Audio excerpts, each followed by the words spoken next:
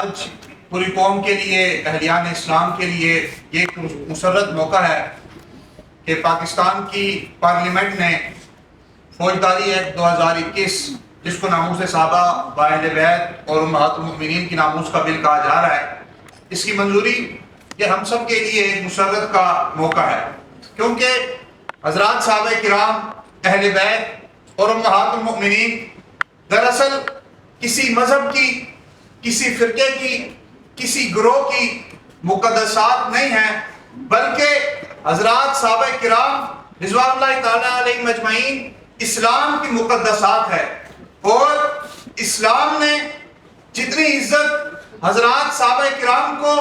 اہل بیت کو اور امہات المؤمنین کو دی ہے، اس کی وجہ صرف اور صرف ایک ہے، وہ نسبت رسول اللہ صلی اللہ علیہ وسلم ہے۔ دراصل اگر آپ یوں کہیں کہ اسلام صحابہ، اہل بیت اور رسالت مآب صلی اللہ علیہ وسلم کی تعلیمات کا نام ہے، آج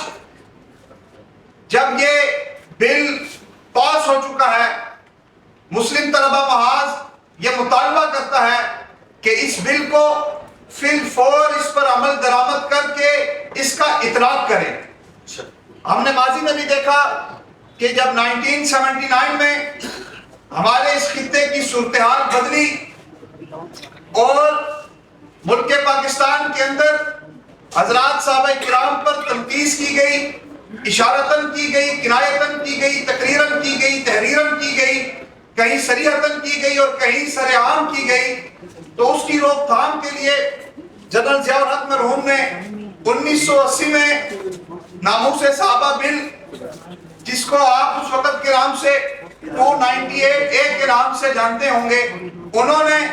گستاخی کی روک تھام کے لیے اس آرڈیننس کو پاس کیا، لیکن چونکہ اس قانون کے اندر سکم موجود تھا، گستاخی کی سزا بہت کم تھی اور اختیارات سول جج کے پاس تھے، 8 دن بعد گستاخی کرنے والے کی ضمانت ہو جایا کرتی تھی۔ پہلے تو FIR نہیں ہوتی تھی، اگر FIR بھی ہو جائے تو 8 دن بعد گستاخ عدالت سے رہا ہو کر جب معاشرے میں جاتا تھا تو وہ پہلے سے زیادہ سینہ زوری کے ساتھ گستاخیوں کو کرتا تھا۔ اس وقت سے اب تک کئی بار کوششیں کی گئی، مقتدر حلقوں نے بہت بار اس تفریق کو ختم کیا، تکفیر کو ختم کرنے کی کوشش کی، تنقید کو ختم کرنے کی کوشش کی۔ اس سب میں یہ سمجھتا ہوں کہ یہ جو ناموس صحابہ بل ہے، یہ سب سے زیادہ مؤثر ترین کردار ادا کرے گا اگر اس بل کو یہ کہا جائے کہ یہ بل استحکام پاکستان کے راستے میں، یہ بل مستحکم پاکستان کے راستے میں کلیدی کردار ادا کرے گا، تو شاید یہ غلط نہیں ہے۔ ہم دیکھتے ہیں کہ اس ملک نے 80,000 لوگوں کی قربانی دے دی ہوئی ہے صرف اس دہشت گردی کی لعنت میں۔ کل جو سلسلہ گستاخی سے شروع ہوا وہ رفتہ رفتہ بڑھتا دہشت گردی کی طرف چلا گیا۔ اب میں یہ سمجھتا ہوں کہ یہ بل گستاخی کا سلسلہ بھی روکے گا، یہ بل تنقید کا راستہ بھی روکے گا اور یہ بل دہشت گردی کا راستہ بھی روکے گا۔ لہٰذا اس بل کا فوراً اطلاق ہونا چاہیے اور اس کو نافذ العمل ہونا چاہیے، اور جو لوگ اس بل کے راستے میں رکاوٹ بن رہے ہیں، آیا یہ دیکھا جائے کیا وہ پاکستان کی سیاست کو جتھوں کے سامنے یرغمال بنانے کی دھمکیاں دے رہے ہیں؟ یہی وہ لوگ ہیں جو پاکستان کو مستحکم نہیں دیکھنا چاہتے، یہی وہ لوگ ہیں جو پاکستان کی ریاستی تشخص کو بار بار چیلنج کر رہے ہیں۔ میں حکومت سے،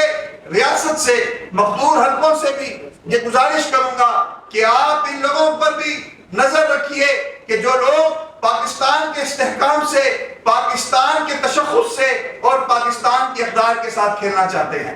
ایک بار پھر میں پوری قوم کو، سینٹ ممبران کو، قومی اسمبلی کے ممبران کا مشکور ہوں کہ جنہوں نے ملک پاکستان کے اندر سے اس کشیدگی کے خاتمے کے لیے ناموس صحابہ بل کو متفقہ طور پر منظور کیا۔ پوری قوم آپ کو مبارکباد بھی پیش کرتی ہے اور آپ کی ممنون و مشکور بھی۔